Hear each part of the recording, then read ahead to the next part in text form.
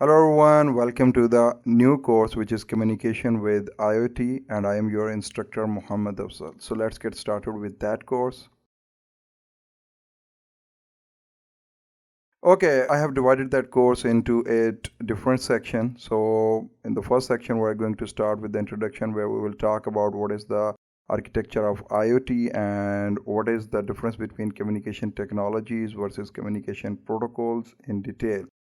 And in the second section, which is RFID and NFC, we will talk about what is the RFID and NFC in the detail, and later on we will do the practical stuff, how to read NFC and RFID tags, as well as how to control a smart lock using RFID and the NFC. And later on we will discuss the pros and the cons of RFID and the NFC.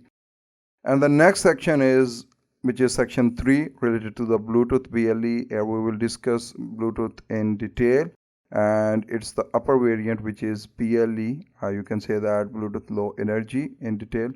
And here we will develop a smart lock which is controlled by Bluetooth.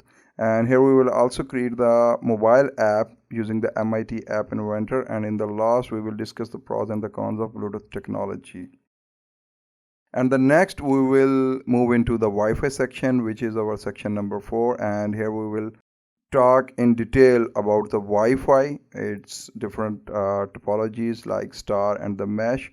And later on we will set up a soft access point on ESP32, and in the next we will develop a mesh network as well as send the data from ESP32 to the IoT cloud. And in the last we will discuss pros and the cons and the potential use cases of Wi-Fi in the IoT.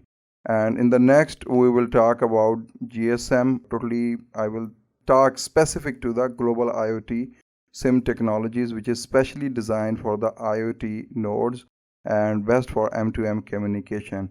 We will talk about different global IoT SIM card service provider, which includes Arduino IoT SIM, Hologram.io, and a lot of other service providers. And in the next, we will verify that which company services are available in which region.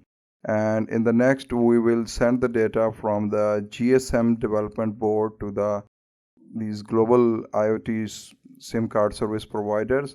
And in the next we will route the data to the third-party IoT clouds. And in the sixth section we will talk about the LoRaWAN, which is my favorite section because it's a low power and the long range communication technology, and specially designed for the IoT nodes to monitor the remote assets. So here we will talk about the LoRaWAN, its different frequencies for different regions, its pros and cons, its potential use cases and application in the field of IoT. And then we will practically deploy point-to-point LoRaWAN communication example. And next we will deploy the indoor TTN gateway, and later on we will connect our MKR1300 WAN node to the TTN network. And final we have 2 sections. 7 and 8 section, we are going to talk about the MQTT and the CoAP. Both are the application layer communication protocol and specially designed for the IoT nodes, because in the IoT we need a very lightweight communication protocol as compared to the traditional protocols like HTTP. So this is the complete course.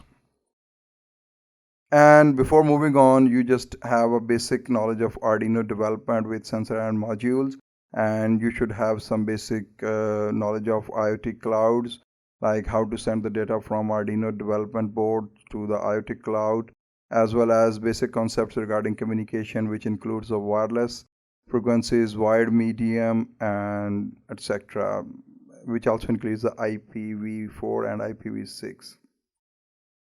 And before moving on to that course, you should have a list of hardware which includes the ESP32, ESP8266, MKR1400 GSM board, MKR1300 WAN board for LoRaWAN communication, TTN indoor gateway, wire terminal kit, and some basic modules like 5-volt relay and 5-volt lock, SIM cards, and Arduino IDE and Node.js software on your machines.